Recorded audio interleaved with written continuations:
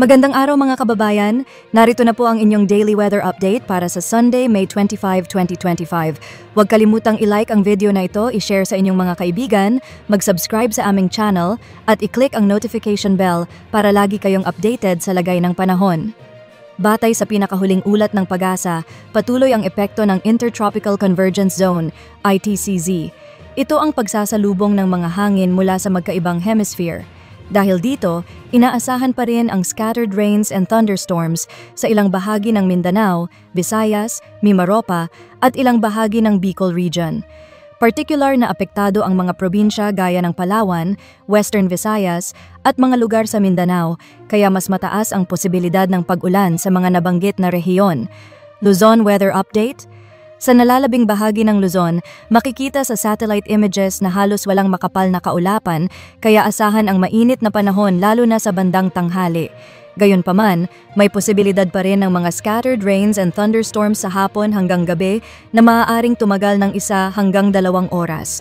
Wala pa tayong minomonitor na bagyo sa loob o labas ng Philippine Area of Responsibility at sa ngayon ay mababa ang tsansa ng pagkakaroon ng bagyo ngayong linggo.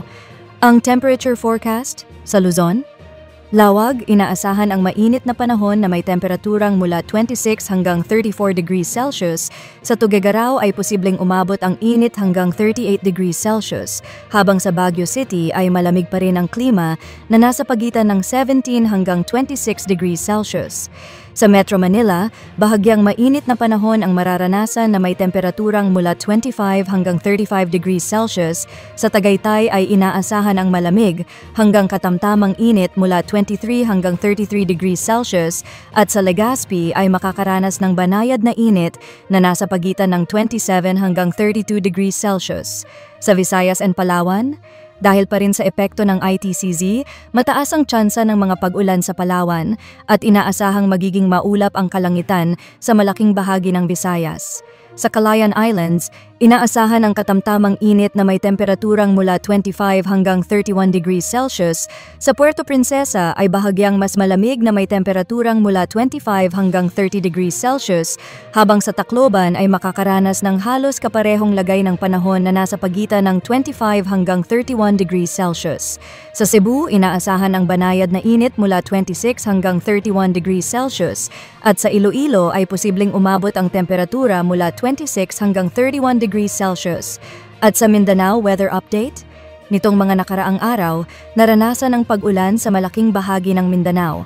Sa ngayon, inaasahang bahagyang bababa ang tindi ng pag-ulan, ngunit mananatiling maulap ang kalangitan sa Zamboanga Peninsula, Basilan, Sulu at Tawi-Tawi, Northern Mindanao, Davao Region at Caraga. Samantala, sa Barm at Soc-Sargen, inaasahan ang mas mainit na panahon sa tanghali. Sa Cagayan de Oro, inaasahan ang katamtamang init na may temperaturang mula 24 hanggang 31 degrees Celsius. Sa Zamboanga City ay makakaranas ng bahagyang mas malamig na panahon mula 25 hanggang 30 degrees Celsius, habang sa Davao City ay posibleng umabot ang temperatura mula 25 hanggang 32 degrees Celsius. At sa ating heat index update, ayon sa PAGASA, maraming bahagi ng Luzon ang papalo sa danger category ng heat index. Pinakamataas ang inaasahan sa Dagupan City, Pangasinan na posibleng umabot hanggang 46 degrees Celsius. Sa Metro Manila, aabot sa 40 degrees Celsius ang heat index.